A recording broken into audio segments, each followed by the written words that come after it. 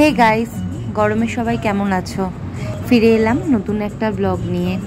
গতকাল রাতে ডিনারে চিলি চিকেন ছিল, বাট সেটা একটু স্পেশাল, তাই তোমাদের সাথে ভাবলাম একটু শেয়ার করি।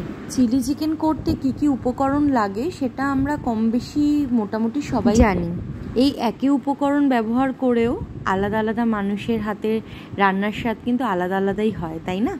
কথা বলতে বলতে এদিকে কিন্তু ম্যারিনেট করা চিকেনটা ফ্রাই হচ্ছে। বেসিক জিনিস ছিল ম্যারিনেশনে একটু ভিনিগার, স্বাদ মতো নুন, একটু সয়া সস, আদা রসুনের পেস্ট, একটু গোলমরিচের গুঁড়ো, সাথে একটা ডিম আর কর্নফ্লাওয়ার দিয়ে আর সামান্য একটু ময়দা দিয়ে চিকেনটাকে ম্যারিনেট করে রেখেছিল 15 minute.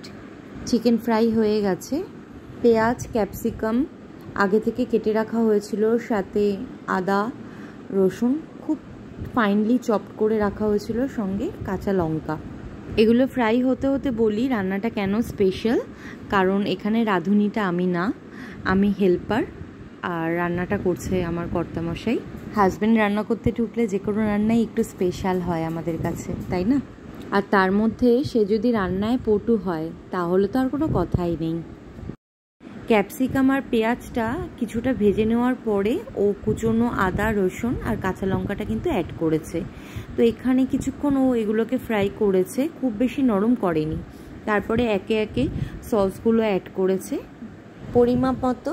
Green chilli, red chilli, soya sauce, tomato ketchup, আর যেহেতু আমরা একটু বেশি ঝাল খাই তো কিছুটা সেজওয়ান চাটনিও অ্যাড করেছিল। সসগুলো ভালোভাবে মিশিয়ে কিছুক্ষণ সেটা ফ্রাই করে নিয়েছিল।